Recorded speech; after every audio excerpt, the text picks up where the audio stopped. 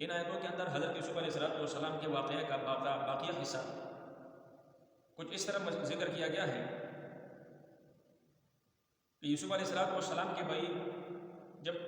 کنعان واپس آئے، پچھلے سارا واقعہ حضرت یعقوب علیہ السلام سے انہوں نے ذکر کر دیا۔ تو باپ نے بھی یہاں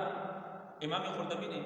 بروایت ابن عباس رضی اللہ تعالیٰ عنہ ذکر کیا ہے کہ یعقوب علیہ السلام نے بھی خواب دیکھا تھا، اور یعقوب علیہ السلام نے خواب دیکھ کر مطمئن ہوا کہ بھئی میں نے اپنے سارے صاحبزادوں کے ساتھ ملنا ہے اور ملاقات کرنا ہے۔ اس لیے وہ اس امید پر تھے کہ یوسف علیہ السلام کو کچھ بھی نہیں ہو سکتا، اس لیے کہ انبیاء کا جو خواب ہوتا ہے وہ خیالی نہیں ہوتا بلکہ وہ سچ ہوتا ہے اور حق ہوتا ہے۔ اس لیے اتنا لمبا عرصہ گزرنے کے بعد بھی حضرت یعقوب علیہ السلام مطمئن رہے۔ اور دوسری بات کہ یوسف علیہ السلام نے بچپنے میں بھی خواب دیکھا، اور اس خواب کا تذکرہ اس نے اپنے باپ حضرت یعقوب علیہ السلام سے کیا تھا کہ 11 ستارے اور چاند اور قمر میرے سامنے جھکے ہوئے۔ تو یعقوب علیہ السلام سمجھ گئے کہ بھائی یہ جو میرا بیٹا ہے، میرا صاحبزادہ ہے حضرت یوسف علیہ السلام، یہ بھی ایک اعلیٰ کمال کے درجے تک اللہ تعالیٰ کے حکم سے یہ پہنچنے والا ہے۔ اعلیٰ درجہ یعنی نبوت کا درجہ یہ اللہ کی فضل و کرم سے پائے گا، اس لیے کہ جب یہ بھائی حضرت یعقوب علیہ السلام کے سامنے آئے اور انہوں نے سارا واقعہ ذکر کیا، تو باپ نے ان کو کہا کہ بھائی جاؤ میرے یوسف اور بنیامین کو تلاش کر کے لاؤ۔ تو تیسری مرتبہ یہ مصر کا رخ اختیار کر کے روانہ ہوتے ہیں اور جا کر بادشاہ کے سامنے بڑے شکستہ حالت میں، بڑی عاجزی اور انکساری کے ساتھ پیش ہوتے ہیں۔ تو یہ ایک وقت تھا کہ بھئی یہ صاحبزادے سب مل کر حضرت یعقوب علیہ السلام کی نظروں سے یوسف علیہ السلام کو چرا کر کسی بہانے سیر و تفریح کے بہانے لے کر گئے، اور وہاں پھر یوسف علیہ السلام کے ساتھ جو ظلم اور زیادتی انہوں نے کیا، اور انہوں نے یوسف علیہ السلام کو کنویں میں بھی ڈالا اور قافلے پر بھی فروخت کر دیا۔ ان کی وجہ سے حضرت یوسف علیہ السلام کو بڑی تکلیفیں ملی، وہ کنویں میں بھی رہے، قافلے والوں کے ہاتھوں بھی بکتے رہے، اور پھر الزام بھی لگا، پھر جیل میں بھی گئے، کئی عرصہ جیل میں گزارا، بڑی تکلیفیں، مشقتیں، دقتیں انہوں نے اٹھائی، اور یعقوب علیہ السلام یہاں اس کی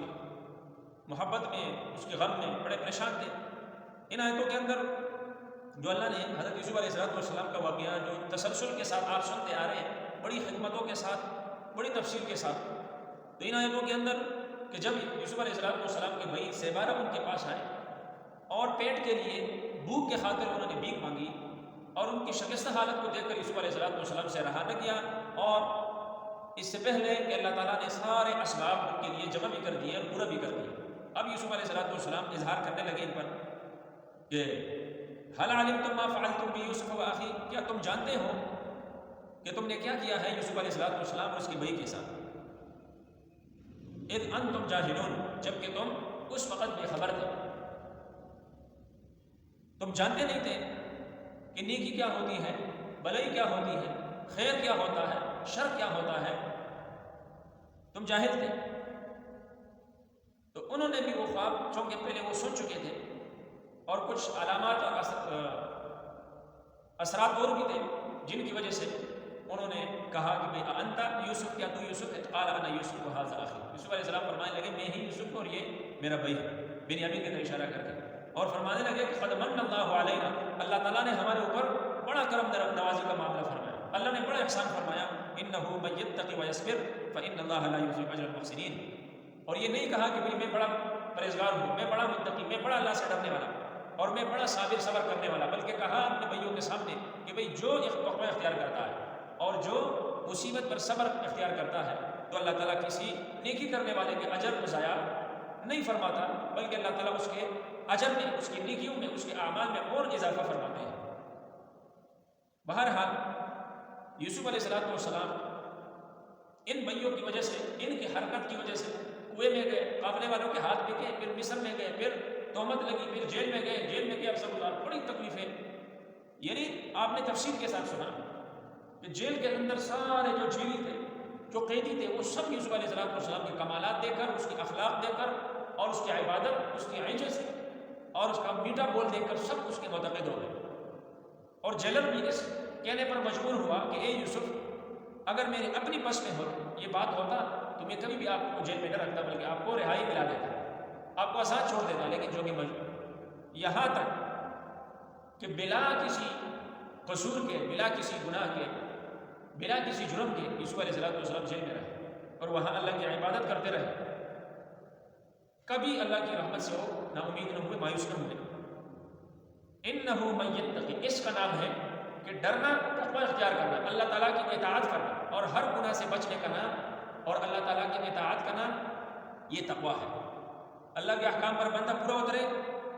اور جو نواہی ہے، گناہ کی چیزیں ہیں جن سے منع کیا گیا ہے قرآن میں بھی اور حدیث میں، ان سے انسان رک جائے،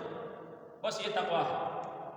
وَيَصْبِرْ، اور ہر مصیبت پر صبر کرنا، یعنی مصیبت کے وقت اللہ سے گیلے شکوے نہ کرنا کہ اللہ آپ نے صرف مجھے ہی دیکھا ہے، یا اللہ یہ میرے ساتھ کیوں ہوا.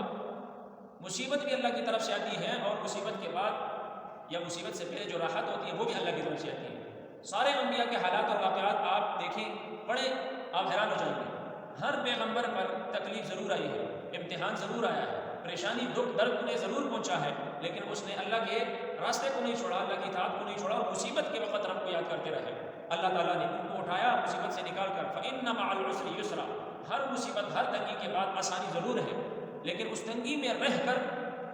شکر ادا کرنا، اللہ کو یاد کرنا، یہ بڑا، اور مصیبت اور صبر اختیار کرنا یہ بڑا مشکل ہوتا ہے. اللہ اپنے امتحان سے، اپنی آزمائشات سے، اپنے امتحانات سے، دنیا کے ہر فتنے سے ہماری حفاظت فرمائے. بہر کے آج کی دو چیزیں کہ تقوی، پرہیزگاری، اور دوسری چیز مصیبت پر صبر کرنا. حضور صلی اللہ علیہ وسلم کو دیکھیے، 13 سالہ مکی زندگی اس کا آپ جو ہے مطالعہ کریں، پڑھیں، دیکھیں، حیران ہو جائیں گے. لوگ تو جو اپنے تھے وہ جانی دشمن بنے، جو گھر کے لوگ تھے وہ جانی دشمن بنے، اور یہاں تک کہ حضور صلی اللہ علیہ وسلم نے ان مشرکین مکہ کی وجہ سے اپنا ملک بھی چھوڑا، وطن بھی چھوڑا، اور ہجرت کرنے پہ مجبور ہو گئے. لیکن صبر اور تقوی کا دامن نہیں چھوڑا. اللہ نے فاتح بن کے مکے کا بادشاہ بھی بنا دیا، مکے کا مالک بھی بنا دیا، اور بڑی جو ہے عزتوں سے نوازا. آپ پھر انبیاء کو دیکھیں، ائمہ کو دیکھیں، صلحاء کو دیکھیں، جتنے بھی دین کے ساتھ تعلق رکھنے والے ہیں، جتنے بھی تب آپ دیکھیں، حیران ہو جائیں گے. تو بہرحال اس واقعے سے ہمیں بہت ساری حکمتیں ملی، بہت ساری عبرتیں ملی. اللہ تعالیٰ ایک ایک حکمت سمجھنے کی، ایک ایک عبرت سے اللہ تعالیٰ میں سبق حاصل کرنے کی توفیق نصیب فرمائیں.